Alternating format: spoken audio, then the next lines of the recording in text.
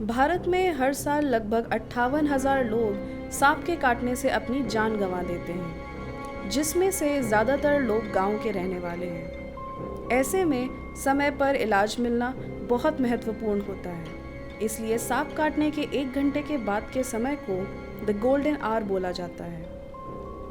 लेकिन समय रहते इलाज ना मिलने पर जान गंवाने के या ऑर्गन फेलियर के चांसेस बढ़ जाते हैं। कई बार गांव में लोग झोला छाप डॉक्टर और तांत्रिकों के झांसे में आकर कीमती समय नष्ट करते हैं। तो फिर सांप के काटने पर क्या करें, क्या ना करें, क्या है प्राथमिक उपचार? इस वीडियो में डॉक्टर से जानिए सर्पदंश का सही इलाज। स्नेक बाइट में ये है कि हम एक तो राइट अप्रोच अपनाते हैं। तो राइट अप्रोच में क्या होता है कि आर इज़ फॉर रीअश्योरेंस ना, पेशेंट को रीअश्योर करना है मुझे कि कोई दिक्कत नहीं है, क्योंकि मैक्सिमम बाइट्स जो होते हैं वो नॉन पॉइजनस स्नेक के होते हैं, और अगर पॉइजनस स्नेक के भी बाइट्स हैं तो उसमें भी मैक्सिमम केस ड्राई बाइट होते हैं। तो इसीलिए रीअश्योर करना है पेशेंट को, कोई दिक्कत ना हो। सेकेंड इज़ कि इमीडिएटली आप कोशिश करिए कि हॉस्पिटल पहुंचने की कोशिश करिए, जितनी जल्दी आप हॉस्पिटल पहुंच सकते हैं। और थर्ड है कि जैसे ही आप हॉस्पिटल पहुंचे तो वहाँ जो भी डॉक्टर हैं, ट्रीटिंग डॉक्टर, उनको सिम्टम्स के बारे में बताइए। और एक चीज़ और है कि पेशेंट को इमोबिलाइज़ कर देना। सबसे पहले रीअश्योरेंस, उसके बाद है इमोबिलाइजेशन, मतलब पेशेंट को मूव नहीं करना, क्योंकि मूवमेंट से क्या होता है कि जो टॉक्सिन का फ्लो है वो इंक्रीज़ हो जाता है, मतलब जल्दी से बॉडी में सर्कुलेट होगा वो, ठीक है। उसके बाद है कि get to the hospital, then is tell the treating doctor, this is right approach.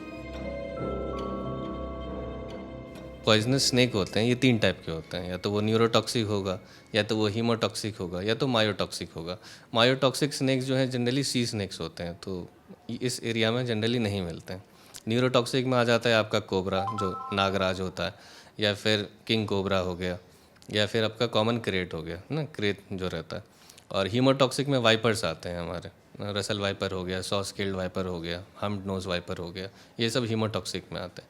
तो न्यूरोटॉक्सिक में मैम सिम्टम्स देगा, वो सांस लेने में पेशेंट को दिक्कत होगी, आँख गिरने लगेगी, दिखने में दिक्कत आने लगेगा, बोलने में दिक्कत आएगी पेशेंट को, तो ये सब न्यूरोटॉक्सिसिटी की तरफ हो जाता है। और जो हीमोटॉक्सिक रहता है, इसमें ब्लीडिंग्स चालू हो जाएगी, जिस एरिया में काटा है उसने वो एरिया में सेलुलाइटिस डेवलप होने लगेगी, ब्लीडिंग टेंडेंसीज इंक्रीज़ हो जाती है, जो खून के अंदर जो कुछ तत्व होते हैं खून को जमाने के लिए वो ख़त्म हो जाते हैं या कम हो जाते हैं। तो हीमोटॉक्सिक में ये रहता है। और मायोटॉक्सिक में है कि मसल इंजरी होती है, तो मसल इंजरी की वजह से जो मसल के कंपोनेंट्स हैं, मायोग्लोबिन हम कहते हैं, उनकी लाइसिस होती है, फर्दर वो किडनी में जाकर किडनीज को ब्लॉक कर देते हैं, तो रीनल शटडाउन हो जाता है।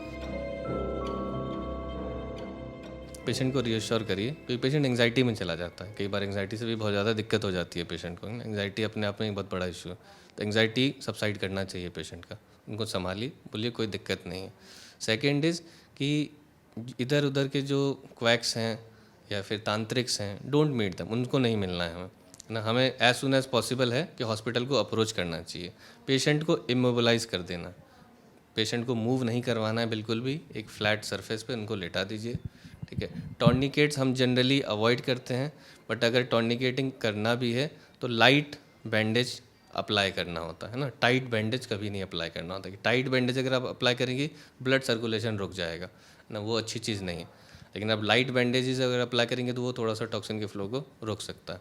हम कट्स मारने के लिए इसलिए मना करते हैं कि ये एक तो कट से ब्लीडिंग होगा, ठीक है, और दूसरा है कि इन्फेक्शन के चांसेस बढ़ जाते हैं।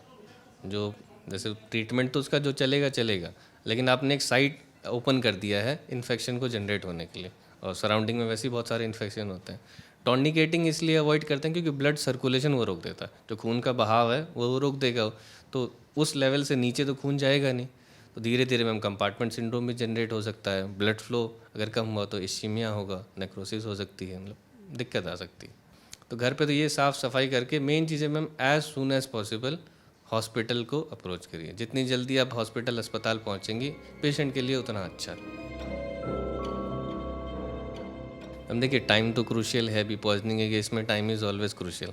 अगर जैसे न्यूरोटॉक्सिसिटी है, न्यूरोटॉक्सिक स्नेक है, तो 1 से 2 घंटे के अंदर में सिम्टम्स अच्छे खासे अपीयर हो जाते हैं। और मेन चीज़ है ASV should be given as soon as possible. जब ये शब्द आ जाता है ma'am as soon as possible, तो वहाँ टाइम की वैल्यू है। तो आप इधर उधर घूम के टाइम ख़राब कर रहे हो अपना, तो टाइम मैम सेव करना है। क्योंकि अगर न्यूरो टॉक्सिसिटी है तो वो धीरे धीरे मसल्स की पैरालिसिस करवाता है और पेशेंट को सांस लेने में दिक्कत होने लगती है, तो ऑक्सीजन की कमी होने लगती है, हमें पेशेंट को इंटूबेट करना पड़ता है और मैकेनिकल वेंटिलेशन पे लेना पड़ता है। यही ड्यूरेशन में अगर रिड्यूस हुआ ना, पेशेंट को टाइमली सब कुछ नहीं मिला या पेशेंट टाइमली रीच नहीं किया है हॉस्पिटल पे, तो ऑक्सीजन की कमी होगी उसके शरीर में। और फर्दर अगर ऑक्सीजन की कमी होती है तो जो ब्रेन सेल्स हैं हमारे बहुत सेंसिटिव होते हैं ऑक्सीजन के लिए, वहाँ अगर डैमेज हुआ तो हाइपोक्सिक एनकेफेलोपैथी हो सकती है। या फिर कोबरा बाइट में जो है हाइपरटेंशन होता है पेशेंट को, तो अगर हाइपरटेंशन हुआ, ट्रीट नहीं हुआ, तो हाइपरटेंसिव एनकेफेलोपैथी होती है। ऐसे में क्या हम पॉइजन को तो टैकल कर लेंगे, बट जो डैमेज ब्रेन को हुआ दैट इज़ इरिवर्सिबल, तो यहाँ मैम डिसेबिलिटी आ सकती है। एंटी स्नेक वेनम जो है मैम ये पाउडर फॉर्म में रहता है और फ्रीज ड्राइड रहता है, मतलब फ्रीज़र में रहता है और ड्राइड फॉर्म में रहता है। फिर जैसे ही कोई पेशेंट आता है तो फिर हम निकालते हैं, उसमें एक डाइल्यूटेंट रहता है डिस्टिल वाटर, उससे डिज़ोल्व करके एक सॉल्यूशन बनाया जाता है। उसके बाद ये सॉल्यूशन जो है नॉर्मल सलाइन में डिज़ोल्व करके उसके बाद पेशेंट को ये सॉल्यूशन दिया जाता है आईवी लाइन के थ्रू। On an average ma'am 25 to 30 vials तक एडमिनिस्टर किया जा सकता है मैक्स लिमिट पे। जनरली पेशेंट आता है तो हम 10 वाइल देते हैं, then we wait for 1 hour और फिर देखते हैं कि पेशेंट में इम्प्रूवमेंट आया है कि नहीं आया।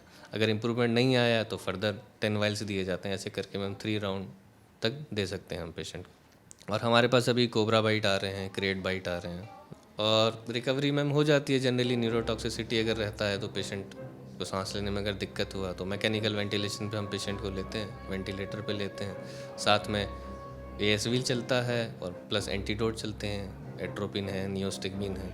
अगर क्रेट बाइट है तो उसके लिए कैल्शियम ग्लूकोनेट है। तो ये सब मैम रहता है तो पेशेंट की रिकवरी जनरली हो जाती है।